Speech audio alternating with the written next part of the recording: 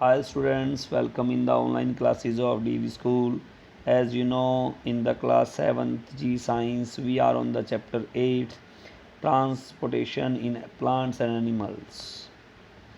Today, we are on the topic Transportation in Animals.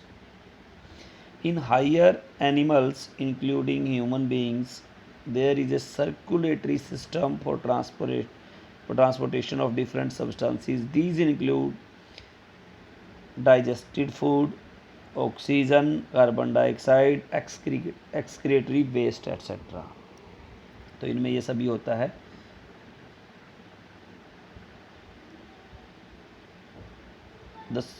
In the circulatory system in higher animals consist of heart, blood vessels and blood.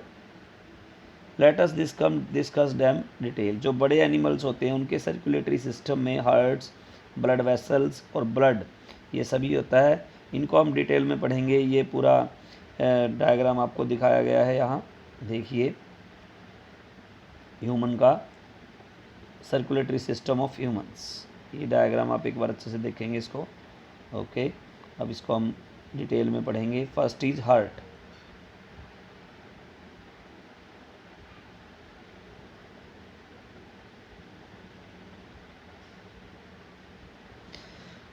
Heart is a hollow muscles, खाली muscle होती है. In the middle left of the chest, chest के middle left में.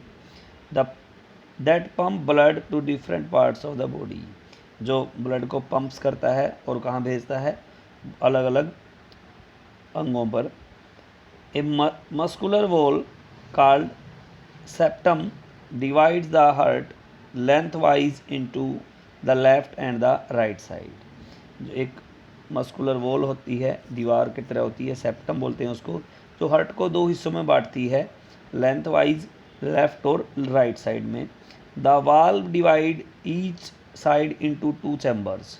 जो valve हैं हर एक chamber उसको side को दो चैम्बर्स में बांटते हैं, अपर आर्टियम and lower ventricle. Upper आर्टियम and lower ventricle. When the heart muscles contract, they squeeze the blood through atria and then through the ventricles. जब हार्ट के मसल्स जो हैं सिकुड़ते हैं, कॉन्ट्रैक्ट करते हैं, वो ब्लड को स्क्वीज करते हैं through the atria and then through the ventricles में पहुंचा देते हैं. ऑक्सीजनेटेड ब्लड, जिसमें ऑक्सीजन की मात्रा होती है, उसको ऑक्सीजनेटेड ब्लड बोलेंगे. From the lungs flow into the left atrium.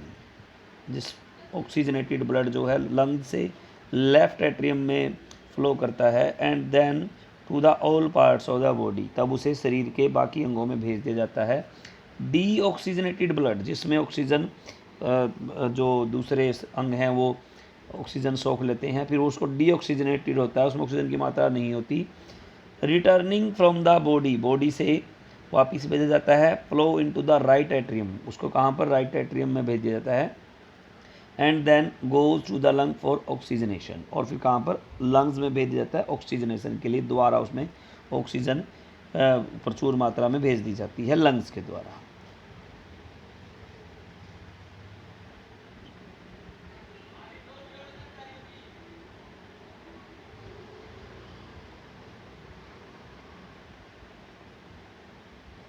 Next is blood vessels. Blood vessels are intricate network of tubes that transport blood to entire body.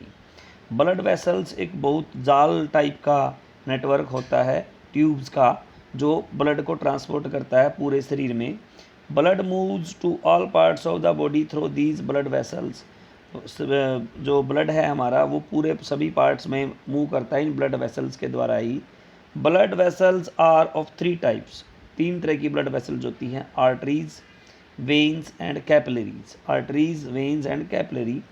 Artery carry oxygen rich blood from the heart to all other part of the body. Arteries जो हैं oxygen rich blood जो है heart से लेती हैं और सभी parts में भेजती हैं। As blood flows through the arteries at a higher pressure they have thick elastic walls. Arteries में ब्लड जो है पूरी तेज़ गति से हाई प्रेशर के साथ बहता है, तो इसलिए ये क्या होती हैं, elastic walls, thick elastic walls होती हैं इनकी। The arteries branch into smaller tubes.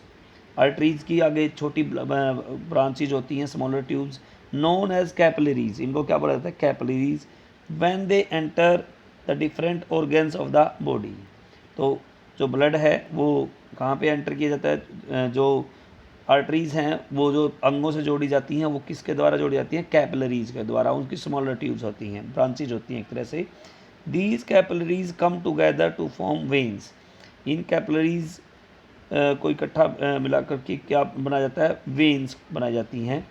These blood enters an organ through the arteries. Thus blood enters an organ through the arteries, arteries के द्वारा एंटर करता है। Get distributed, collect various substance from that organ and then moves out through the veins, और veins के द्वारा वो बाहर निकाल लिया जाता है। ओके, नेक्स्ट इज, ये इसका डायग्राम है,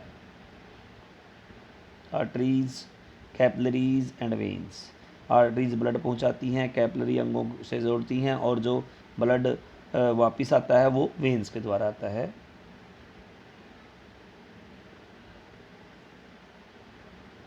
तो veins carry the oxygen deficient and carbon dioxide rich blood back to the heart. बाकी अंगों से जो यूज़ कर लिया गया है ब्लड, ऑक्सीजन उसकी ख़त्म हो गई है, ऑक्सीजन डेफिशिएंट हो गया, कार्बन डाइऑक्साइड उसमें रिच हो गई है, वो ब्लड जो है किसके द्वारा, वेन्स के द्वारा वापस लाया जाता है। वेन्स हैव थिनर वॉल्स, इनकी वॉल्स जो है थिन होती हैं, then the arteries as the blood flow through them at the lower pressure. इनमें ब्लड लोअर प्रेशर के साथ बहता है, तो इनकी वॉल्स जो है वो थिन होती हैं। वेन्स है वॉल्स, वेन्स की walls that stop the back flow of the blood, hence blood flows in one direction only, केवल एक ही डायरेक्शन में बढ़ता है, that is towards the heart, heart की ओर ही केवल। Next is blood.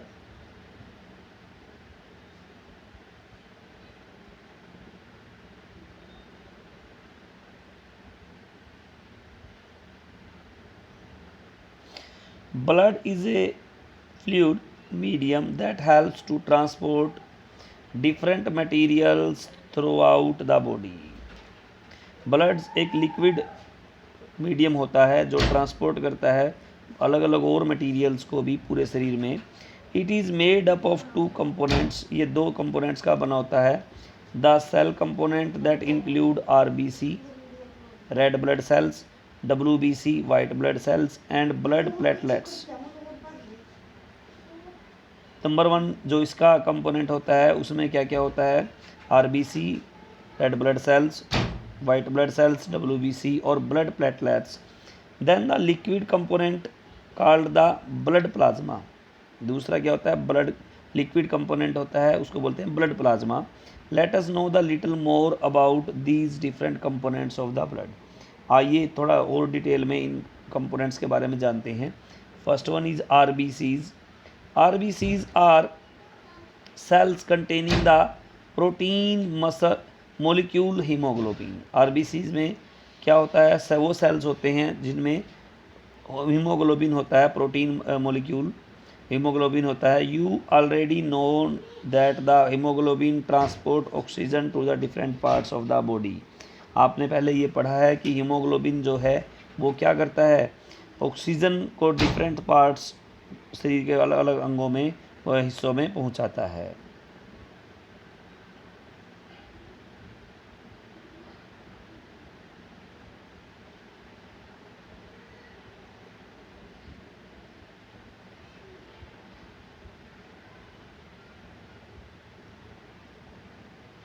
Now is there for known as the respiratory carrier, इसलिए इसको रेस्पिरेटरी भी कैरियर भी बोला जाता है।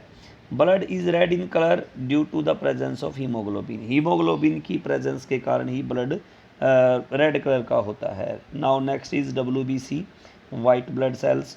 These are the defence forces of the body, ये हमारे शरीर का डिफेंस फोर्सेज होता है, रोग प्रतिरोधक क्षमता इसी के कारण होती है हमारे शरीर में। White blood cells destroy harmful bacteria and dead cells, ये वाइट ब्लड सेल्स जो हैं वो डिस्ट्रॉय कर देती हैं हार्मफुल बैक्टीरिया और डेड सेल्स को। They protect our body against infection, ये इन्फेक्शन से लड़ने के लिए हमारे शरीर को हेल्प करती हैं। Next is platelets, platelets helps in clotting of blood, platelets help करती हैं क्लोटिंग ऑफ ब्लड यानी कि खून का थक्का जमने में। They are there to prevent excessive loss of blood if any part of blood get injured, ये हेल्प करती हैं अगर हमारे शरीर में कहीं कोई इंजरी हो जाए, खून बहना शुरू हो जाए तो उसको जमा देती हैं, इसलिए ज़्यादा मात्रा में खून नहीं बह पाता और खून की कमी नहीं होती। Now the next one is blood plasma. Blood plasma, it is a straw-colored liquid component of the blood that normally holds the blood cells, ये blood cells को hold करके रखता है, ठीक है, ये एक तरह का straw colored liquid component होता है blood का। It makes up about 55% of the body's total blood volume, ये क्या है, यही हमारे ब्लड का, इसका 55% जो हिस्सा होता है ब्लड का वो ब्लड प्लाज्मा ही होता है।